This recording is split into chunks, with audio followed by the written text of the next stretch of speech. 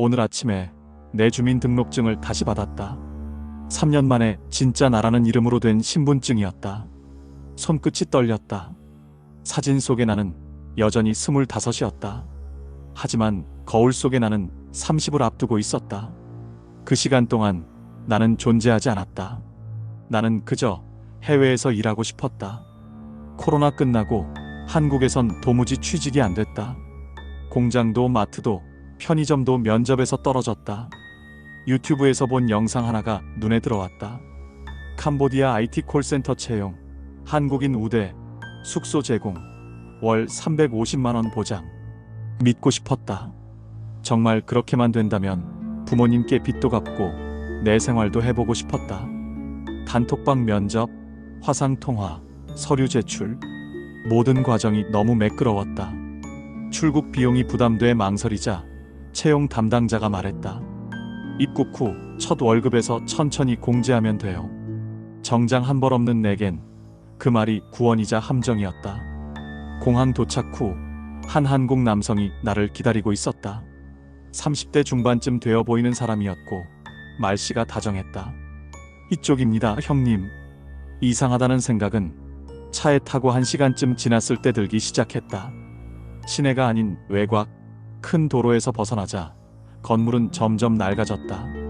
창문엔 쇠창살이 붙어 있었고 복도엔 CCTV가 달려 있었다.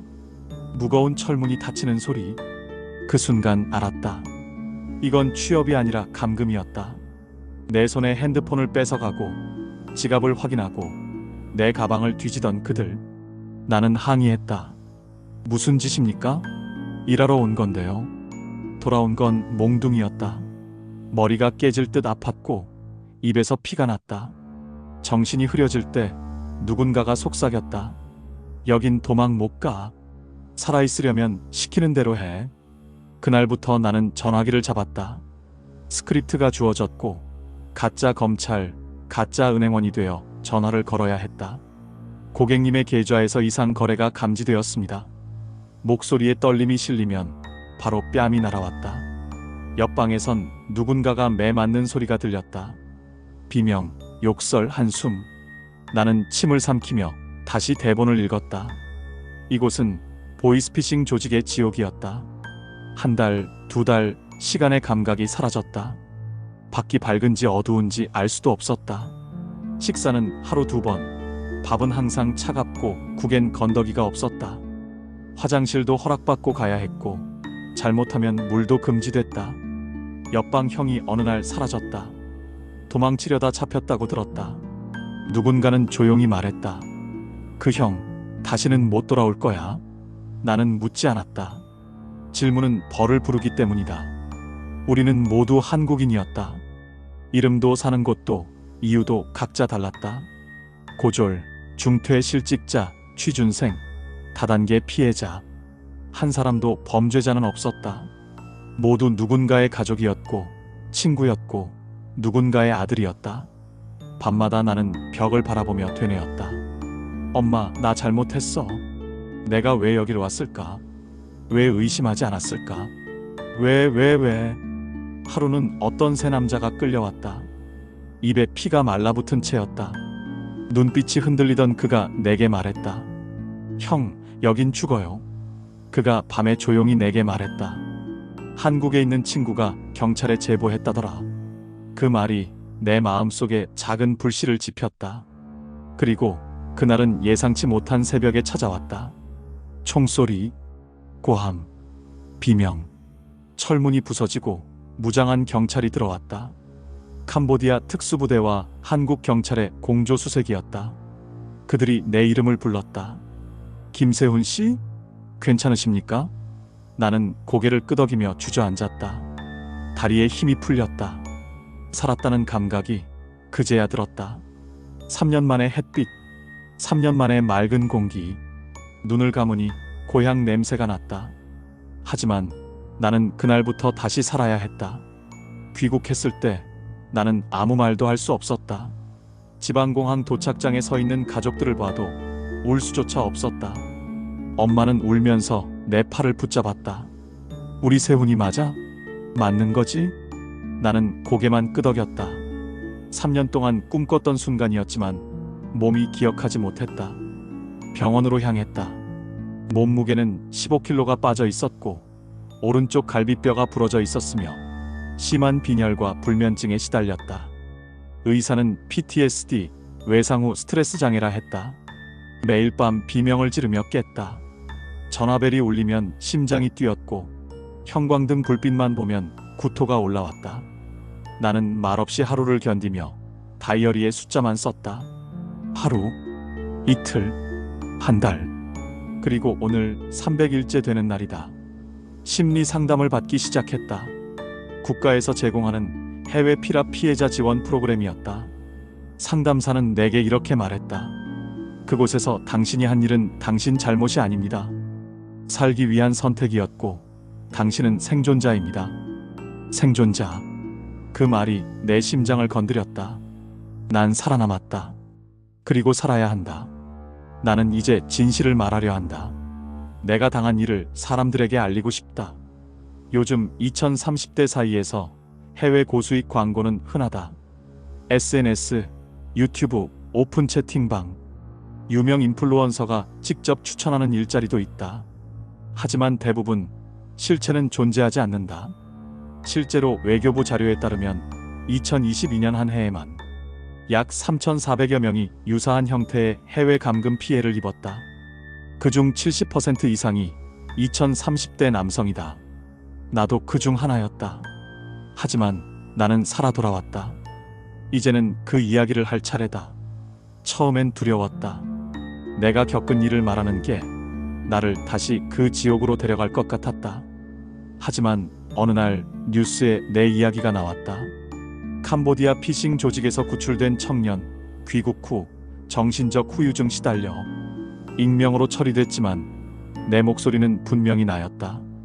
기사 밑에 달린 수많은 댓글들. 이게 나라냐? 정부 뭐하냐? 불쌍하다. 그중 한 줄, 저도 거기 있었어요. 그 글을 보고 나는 멈췄다. 나만이 아니었다. 나는 그 사람과 연락을 시작했다. 그는 태국에서 감금됐다가 도망쳐 나왔다고 했다. 우리의 경험은 다르지만 고통은 같았다. 우리는 인터넷에 작은 글을 하나 올렸다. 해외 취업사기 생존자 모임. 처음엔 아무도 오지 않았다. 하지만 며칠 뒤 1명, 2명씩 늘어나더니 지금은 16명이 모인다. 각자의 상처를 조용히 꺼내는 시간. 누군가는 여전히 말을 못하지만 누군가는 분노를 쏟아내고 누군가는 그저 듣기만 한다. 그리고 우리는 함께 움직이기 시작했다. 법률 상담을 받고 외교부에 민원을 넣고 국회에 탄원서를 보냈다. 해외 취업 피해를 막기 위한 정보 사이트도 만들었다. 해외라고 다 좋은 게 아니다. 그 문구는 우리가 만든 슬로건이었다. 조금씩 우리는 단순한 피해자가 아니라 세상을 바꾸는 생존자가 되어가고 있었다. 그리고 나는 오늘 처음으로 내 실명을 걸고 이 이야기를 쓰고 있다. 김세훈, 25, 3년의 감금에서 살아 돌아온 대한민국 청년. 이제는 매일 아침 눈을 떠도 놀라지 않는다. 방 안에 창문이 있고 문이 안에서 열린다는 사실이 당연하다는 걸 느끼기까지 꽤 오랜 시간이 걸렸다. 어느 날 상담사가 내게 물었다. 세훈 씨, 이제 뭐 하고 싶어요? 나는 조금 망설이다가 말했다. 공부요. 보안 쪽이요. 해커들 잡는 일. 그 말을 한 후로 내 일상이 달라졌다. 온라인으로 대학에 편입했고 사이버 보안 과목을 수강하기 시작했다. 하루에 3시간씩 코딩을 공부하고 법률 관련 서적도 읽었다. 처음엔 머리가 하얘졌지만 조금씩 익숙해졌다. 그리고 신기하게도 머릿속에 있던 트라우마들이 천천히 밀려나기 시작했다. 이건 내 삶이야. 누가 대신 살아주는 것도 아니고 누가 빼앗아갈 수 없는 내 인생. 나는 처음으로 사람들 앞에서 내 이야기를 했다. 지역 청소년 센터에서 열린 강연회였다. 해외 취업의 진실과 함정이라는 제목이었다. 10여 명 남짓한 학생들 앞에서 나는 PPT 대신 손으로 쓴 메모지 한 장 들고 섰다. 저는 3년 동안 캄보디아에서 감금당했습니다. 누군가 놀란 듯 숨을 들이켰고 누군가는 고개를 떨궜다. 나는 그날 처음으로 공포 없이 내 과거를 말했다. 그리고 끝엔 이렇게 말했다. 나는 여러분처럼 꿈이 있었고 돈이 필요했고 무지했습니다. 그 무지가 어떤 대가를 불러오는지 알려드리고 싶었습니다. 박수가 이어졌고 한 여학생이 다가와 물었다. 혹시 저희 학교에도 와주실 수 있나요? 나는 고개를 끄덕였다. 그래, 이제는 내가 말해야 한다. 누군가는 들어야 하니까. 처음엔 단 한 사람 앞에서라도 말할 수 있으면 좋겠다고 생각했다. 그런데 이야기를 할수록 듣고 싶다는 사람이 늘어났다. 대학교, 청소년센터, 군부대, 심지어는 경찰청까지. 나는 말 그대로 전국을 돌며 내 이야기를 전하고 있다. 모든 강연이 끝난 후에는 항상 누군가 다가온다. 저도 비슷한 제안 받았어요. 제 친구가 요즘 그런 쪽 알아보고 있는데요. 그 말이 들릴 때마다 나는 다짐한다. 한 명이라도 더 막자. 지금 이 순간에도 누군가는 해외 고수익이라는 미끼에 끌려가고 있을지도 모른다. 그 사람의 가족, 친구, 동생이 후회하지 않도록 나는 계속 말할 것이다. 지금은 한 비영리 단체와 함께 해외 취업 검증센터 설립을 준비 중이다. 구인 광고의 진위를 분석하고 피해 사례를 수집하고 전국 각지에 경고 시스템을 설치하려는 것이다. 정부기관은 아직 느리다. 하지만 우린 멈출 수 없다. 이건 단순한 사기가 아니라 생존의 문제니까. 때로는 지친다. 강연을 마치고 돌아오는 길, 혼자 있으면 여전히 마음이 무너진다. 잠결에 다시 철문이 보이고 누군가의 비명이 귓가에 맴돌기도 한다. 하지만 그럴수록 더 확신한다. 내가 살아서 돌아온 이유, 그건 바로 이런 일을 막기 위한 것이다. 나는 생존자다. 그리고 지금은 전하는 자가 되었다. 지난주엔 처음으로 내 경험을 책으로 써보자는 제안을 받았다. 출판사에서 연락이 온 것이다. 제목은 아직 정하지 못했다. 하지만 나에겐 하나의 목표가 생겼다. 읽은 누군가가 미리 알게 하자. 글을 쓰는 일은 생각보다 어렵지 않았다. 마치 내 마음속에서 천천히 독이 빠져나가는 기분이었다. 처음엔 하루 10줄도 못 썼지만 어느 날은 손이 멈추지 않았다. 그때 그 감옥의 냄새, 불 꺼진 방의 습기, 고무줄처럼 당기던 절망의 시간들, 그걸 다 써내려가고 나니 마음 한 구석이 조금 환해졌다. 지금도 피해자는 계속 생긴다. 얼마 전에도 뉴스에 나왔다. 베트남, 라오스, 필리핀. 그들이 노리는 건 단 하나다. 절박함. 취업이 안 되고 생활이 어렵고 가족에게 미안한 사람들. 그 절박한 마음을 이용해 그들은 덫을 놓는다. 그러니까 우리부터가 바뀌어야 한다. 믿기 전에 확인하고 혼자 결정하지 말고 누구든 상의해야 한다. 그게 내가 배운 첫 번째 교훈이다. 두 번째는 너무 좋은 조건은 반드시 의심하라. 월 400, 숙소 제공, 비자 대행, 출국 지원. 그 문장 속에 숨어 있는 건 거의 대부분이 사기였다. 세 번째는 일단 한국에 있는 사람에게 알리라. 출국 전 단 한 사람에게만이라도 일정을 공유했다면 나는 3년이나 갇혀 있진 않았을 것이다.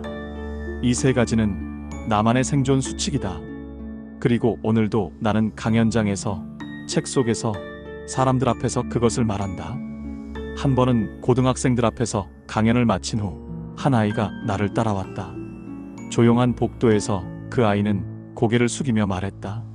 형, 나도 그쪽 갈 뻔했어요. 나는 가슴이 철렁 내려앉았다. 진짜야? 그 아이는 고개를 끄덕였다.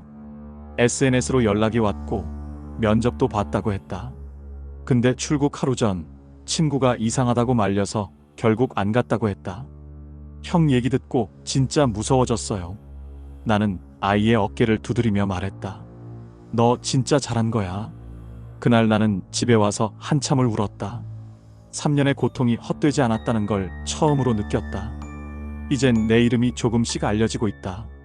언론 인터뷰 요청도 들어오고 SNS에선 내 강연 영상이 공유되기 시작했다. 처음엔 주목받는 게 두려웠다. 그 조직이 나를 다시 찾지는 않을까?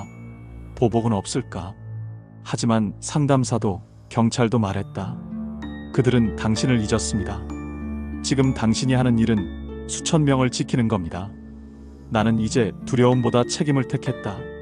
누군가를 막을 수 있다면 그것으로 충분하다. 어느 날 엄마가 내게 조심스레 말했다. 세훈아, 우리 동네 복지관에서 어르신들한테도 얘기 좀 해주면 안 될까? 나는 망설이지 않았다. 그리고 며칠 뒤 노인정에 앉아있는 할머니, 할아버지들 앞에서 나는 천천히 내 이야기를 시작했다. 그분들의 눈에서도 진심이 느껴졌다.